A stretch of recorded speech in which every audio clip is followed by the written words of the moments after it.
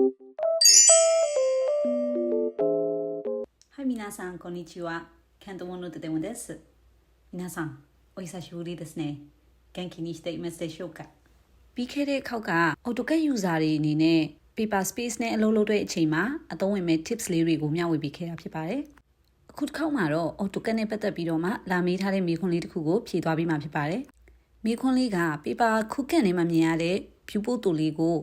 default rectangle ပုံစံမဟုတ်ဘဲနဲ့တခြား key ကြိုးတွေနဲ့မြင်ချင်တယ်။သို့မဟုတ် viewport တူတစ်ခုလုံးထဲမှာကိုလိုအပ်တဲ့အစိတ်အပိုင်းကိုပဲအဓိက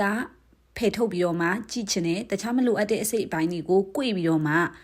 ဖြတ်တောက်လိုက်ချင်တယ်ဆိုရင်ဘယ်လိုလုပ်ရမလဲပေါ့အဲ့လိုအချိန်မျိုးမှာဆိုရင် VP clip ဆိုတဲ့ command လေးကအဆင်ပြေပြေအသုံးဝင်သွားမှာဖြစ်ပါတယ်အခုဆိုရင်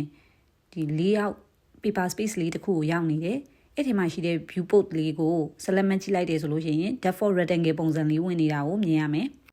အဲ့ rectangle ပုံလေးကို VP clip ဆိုတဲ့ command လေးကိုအသုံးပြုပြီးတော့မှတခြားခတာချီတွေပြောင်းပြီးတော့မှဆွဲကြည့်ကြည့်မယ်ပေါ့နော်ဒီတစ်ခေါက်တဲမွန်ကအခုမြင်နေရတဲ့ဝါကုလေးကို꿰ပြီးတော့မှဆွဲသွားကြည့်မယ် comment box ကနေပြီးတော့မှ VP clip ဆိုတဲ့ comment လေးကိုရိုက်ထည့်လိုက်မယ်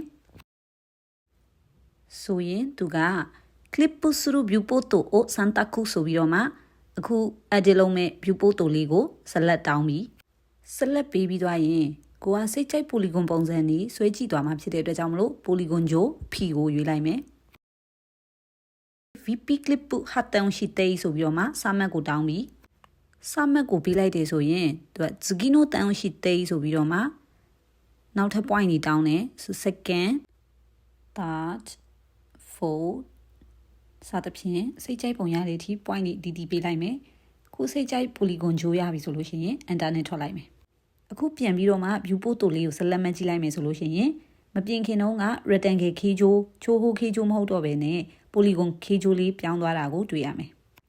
အဲ့လိုဆိုစောစောကပြောခဲ့တဲ့အတိုင်းပဲဇူဝခုလေးကို꿰ပြီးတော့မှဆွဲခြင်းနဲ့ဆိုတဲ့ပုံလေးရသွားပြီပေါ့နော်အခုပြင်ထားတဲ့ key ဂျိုးလေးကနေပြီးတော့မှတခြား desire key ဂျိုးရှိတယ်ဆိုလို့ရှိရင်လေဒီ point လေးတွေကိုကင်ပြီးတော့မှပေါ့နော် key ဂျိုးအမျိုးမျိုးပြောင်းပြီးဆွဲလို့ရသေးတယ်ပေါ့နော်ဒါလေးကိုဥပမာလုပ်ပြထားဖြစ်ပါတယ်ကဲခုဆိုရင် VP clip ဆိုတဲ့ comment လေးနဲ့ရင်းနှီးသွားပြီလို့ထင်ပါတယ်လိုအပ်တဲ့အချိန်မှာအသုံးဝင်ဖို့မျှော်လင့်ပါတယ်最後まで見てくれてありがとうございますじゃあまたねバイバイ